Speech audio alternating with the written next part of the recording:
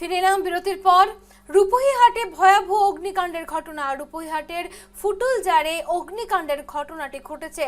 বৈদ্যুতিক শর্ট সার্কিটের কারণে এই অগ্নিকাণ্ডের ঘটনা ঘটেছে বলে সন্দেহ স্থানীয়দের।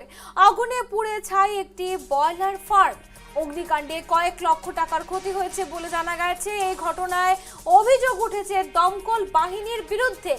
গড়াজান পুলিশ পৌঁছে ঘটনার তদন্ত শুরু করেছে। রূপহীহাট ফুটুলজারে ভয়াবহ অগ্নিকাণ্ড। বৈদ্যুতিক শর্ট সার্কিটের কারণে অগ্নিকাণ্ডের ঘটনাটি ঘটেছে এবং আগুনে পুড়ে ছাই একটি ফার্ম।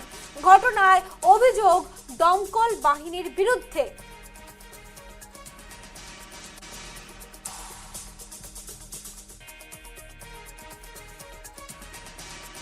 বজাত হঠাৎ ঢেৰেকনি এটা অহাৰ পিছত প্ৰকাণ্ড শব্দ এটা হৈছে। হোৱাৰ পিছতেই শ্বৰ্ট চাৰ্কিট হোৱাৰ কাৰণেই নেকি ঘৰখন পুৰা ভস্মীভূত হৈ গ'ল।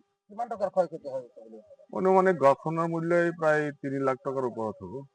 গাঁওখনৰ নাম কি? ফুটালজাৰ। এই ঘটনা সন্দৰ্ভত পুলিচ প্ৰশাসনক অৱগত কৰিছিলে নে নাই? জনোৱা হৈছে, এতিয়ালৈকে আহি পোৱা নাই পুলিচ প্ৰশাসন। অগ্নি নিৰ্বাপক বাহিনী ফোন কৰিছিলে, হুলস্থুলৰ ভিতৰত কোনে কি কৰি আছে আমিও